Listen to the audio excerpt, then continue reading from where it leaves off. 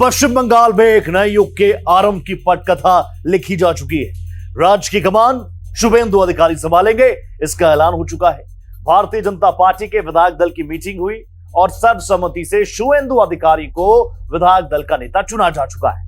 इसके बाद उन्होंने राज्यपाल के पास जाकर सरकार बनाने का दावा पेश किया। कल सुबह 11 बजे सीएम पद की वो शपथ लेंगे। इसके बाद शुरू होगा बंगाल को रीस्ट्रक्चर करने के बीजेपी के दावे का इम्तिहान। अभी तो सबकी उम्मीद है कि शुभेंदु दादा इसमें कामयाब हों। नरेंद्र मोदी जिंदाबाद।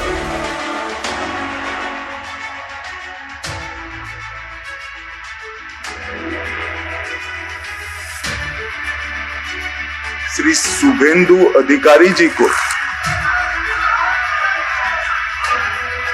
पश्चिम बंगाल विधानमंडल दल के नेता के रूप में निर्वाचित घोषित करता हूं।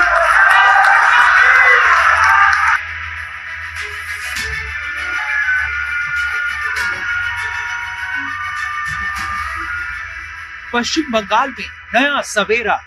बीजेपी के संस्थापकों ने जो सपना देखा था वो पूरा हो रहा है। अरब सागर से बंगाल की खाड़ी तक, गंगोत्री से गंगा सागर तक, अंग बंग और कलिंग में भगवा लहराने का सपना एक साथ पूरा हो रहा है। पश्चिम बंगाल विधानसभा चुनाव में प्रचंड जीत के बाद बीजेपी सरकार बनने जा रही है और उसका मुखिया कोलकाता में हुए विधायक दल की बैठक में तय हो गया, जिसका ऐलान बंगाल के पर्यवेक्षक बनाए गए गृह मंत्री अमित शाह ने किया। उन्होंने कहा 8 प्रस्तावों में सब में एक ही नाम था और इस तरह बंगाल में शुभेंदु अधिकारी के नाम पर निर्वाचित घोषित करता हूं। चुनाव की प्रक्रिया पूरी हुई है। लगभग 8 प्रस्ताव और समर्थन प्राप्त हुए हैं और सभी प्रस्ताव और समर्थन एक ही नाम के मिले हैं। उसके बाद दूसरे नाम के लिए भी सबको समय दिया गया, पर्याप्त समय दिया गया, मगर कोई दूसरा नाम नहीं आया है। इसलिए केंद्रीय पर्यवेक्षक के रूप में मैं श्री शुभेंदु अधिकारी जी को पश्चिम बंगाल विधानमंडल दल के नेता के रूप में निर्वाचित घोषित करता हूं।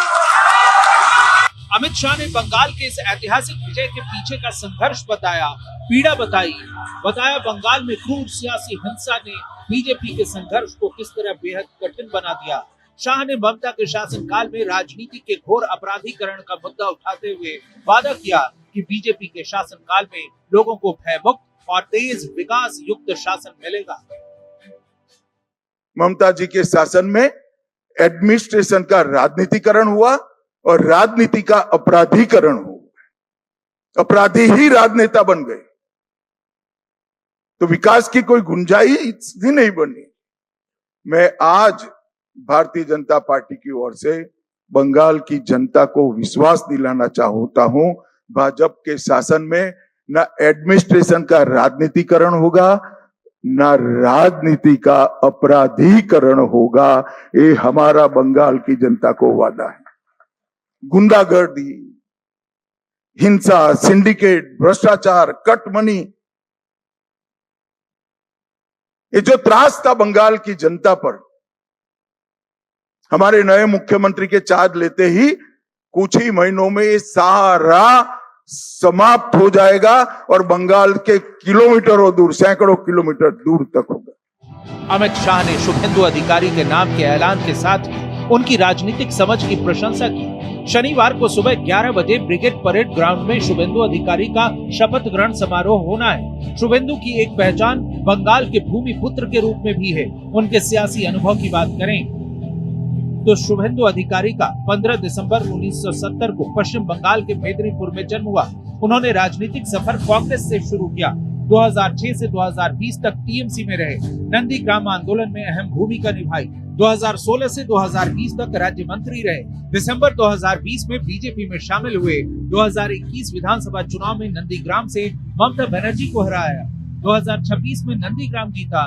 ममता के गढ़ भवानीपुर में फिर से ममता को हराया।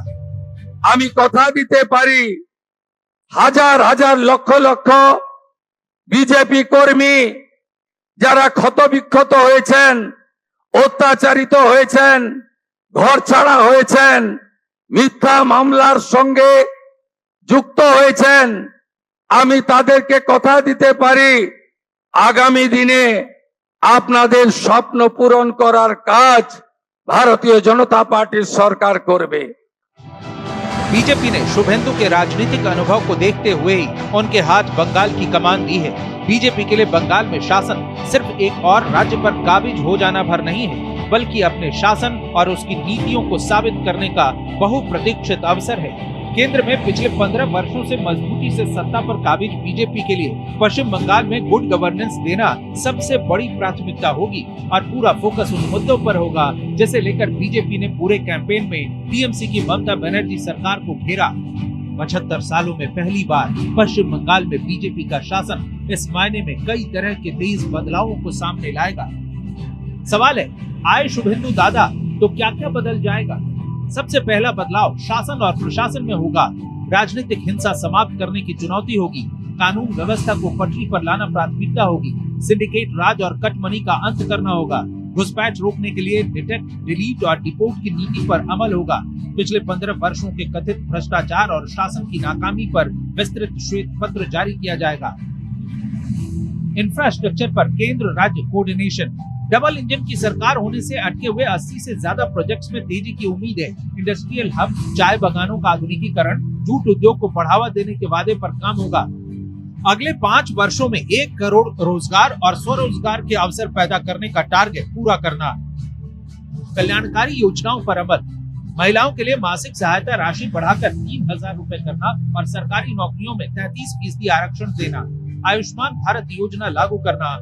एम्स, आईआईटी और आईआईएम जैसे संस्थानों का विस्तार करना। 6 महीने के भीतर समान नागरिक संहिता लागू करना।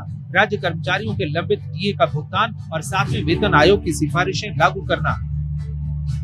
और सांस्कृतिक राष्ट्रवाद में टैगोर, बोस और विवेकानंद जैसे बंगाल के आदर्शों वाली सांस्कृतिक विरासत को बढ़ावा देना होगा।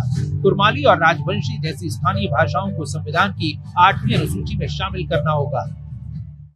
मोदी की गारंटी टीएमसी की निर्मम सरकार के भय राज को, भय को हटा करके भरोसे में बदलने की है। इसमें निर्मम सरकार के 15 साल का पूरा हिसाब होगा।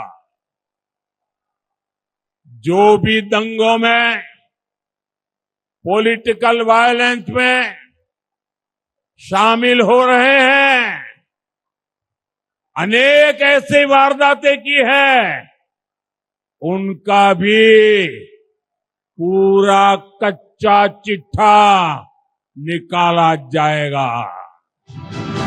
शुभेंदु अधिकारी ने ममता बनर्जी को 2 बार विधानसभा चुनाव में धूल चटाकर अपनी राजनीतिक क्षमता साबित की है।